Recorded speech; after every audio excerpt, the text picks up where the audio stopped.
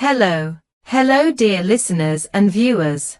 Welcome back to another exciting episode of English Learners Podcast, your favorite place to learn, grow, and succeed in English. I'm Anna, your host for today, and I have a very special episode planned for you.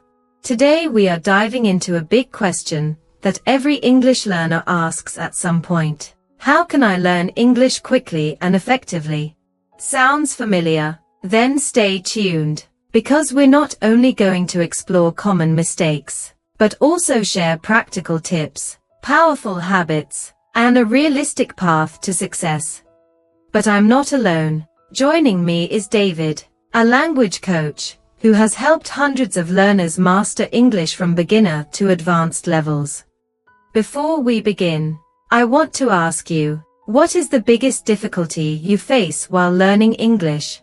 Let us know in the comments. We'd love to help you out. David, thank you for being here. Let's begin with something that's often ignored: mindset. How important is it for learning English? Thank you, Anna. It's great to be here. You're absolutely right. Mindset is everything. Most people focus only on vocabulary and grammar, but they forget the mental part. If you believe English is too hard, or you always compare yourself to others, you create fear. That fear becomes a wall.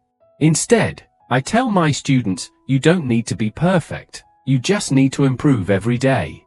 Progress is better than perfection.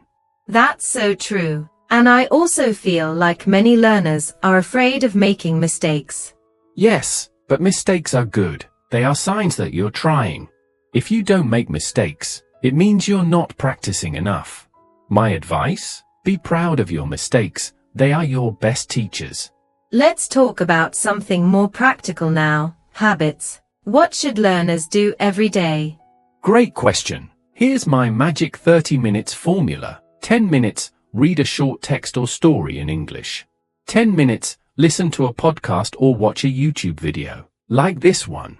10 minutes, speak aloud using the shadowing technique. Repeat what you hear word by word. This routine creates a strong daily connection to English. I love that. It's simple and realistic.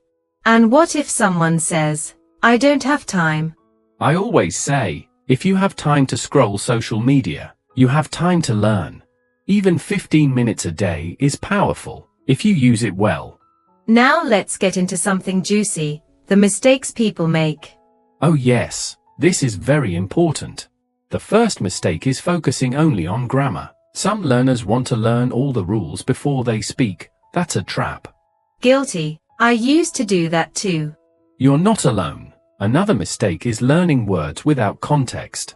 If you memorize vocabulary like a robot, you will forget it fast. But if you learn it inside a story, a sentence, or an emotion, it stays in your brain longer. So storytelling is powerful.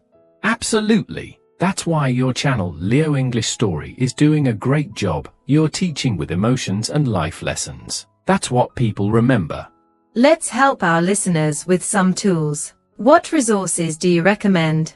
Good idea. Here are some of my favorites: Duolingo or Quizlet for daily practice. Leo English Story YouTube for learning with emotion and story. BBC Learning English for news and pronunciation. HelloTalk or Tandem for speaking with natives. But remember, tools help you, but your discipline is the key. I totally agree. You can have the best book or app, but if you don't use it, nothing changes.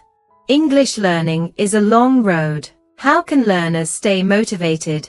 First, set small goals, like I want to understand 5 new words today, or if I will speak for 2 minutes without stopping. Second, track your progress. Keep a journal or use an app to see how far you've come. Third, join a community. WhatsApp groups, English clubs, comment sections like this one. Talking with other learners gives you energy. And if someone feels like giving up?